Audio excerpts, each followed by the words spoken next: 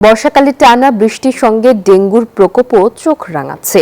কীটতত্ত্ববিদরা বলছেন সামনের 2 মাসেও রয়েছে শঙ্কা পরিস্থিতি হয়ে পড়তে পারে বেগতিক, যা সামাল দেয়া দেশের হাসপাতালগুলোর জন্য বড় চ্যালেঞ্জ। এমন অবস্থায় সমন্বিত পদক্ষেপের পরামর্শ তাদের, জোর দিচ্ছেন সচেতনতা বাড়ানোর ওপরও। রিশাদ হাসানের প্রতিবেদন। মৌসুমে বৃষ্টিপাতে গরমের স্বস্তি মেলে, তবে জলাবদ্ধতা, বন্যা আর পাহাড় ধসে দেখা দেয় অস্বস্তি। সামনে আরেক বড় অস্বস্তি অপেক্ষায়, তা হলো ডেঙ্গুর প্রকোপ। বাংলাদেশে মূলত জুলাই থেকে ডিসেম্বর পর্যন্ত এই প্রকোপ থাকে ঊর্ধ্বমুখী। কয়েকদিনের বৃষ্টিপাতে বেড়েছে সেই দুশ্চিন্তা।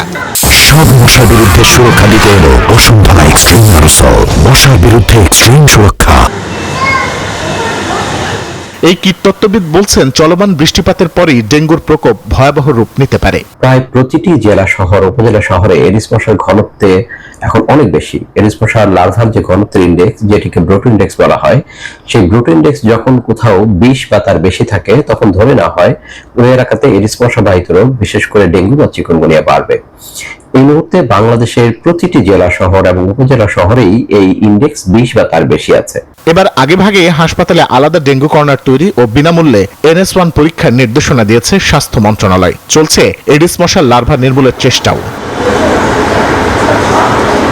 দেশে মার্চ থেকে চলছে হামের প্রকোপ, এখন যুক্ত ডেঙ্গুর চোখ রাঙানি। সামনে তাই আরো বড় চ্যালেঞ্জ দেখছেন চিকিৎসকরা। সারা দেশে কিন্তু ডেঙ্গু মশাটা পাওয়া যাচ্ছে, ডেঙ্গু রোগী পাওয়া যাচ্ছে। সেই তুলনায় কিন্তু আমাদের যেটা ব্যবস্থাপনা আছে সেগুলো কিন্তু এখনো পর্যাপ্ত পরিমাণে আছে, কিন্তু যদি সংখ্যা বেড়ে যায় তখনই কিন্তু সমস্যা তৈরি হয়, তখন দেখা যাচ্ছে স্বল্পতা তৈরি হয়। কিন্তু এখন পর্যন্ত যে সংখ্যা আছে তার মধ্যে কিন্তু আমাদের ম্যানেজমেন্টটা করা যাচ্ছে। বিশেষজ্ঞরা বলছেন পরিস্থিতি আরো জটিল হয়ে ওঠার আগেই সংশ্লিষ্ট প্রতিষ্ঠানগুলোকে হতে হবে সতর্ক, বাড়তে হবে নাগরিক সচেতনতাও। রিশাদ হাসান, নিউজ 24, ঢাকা।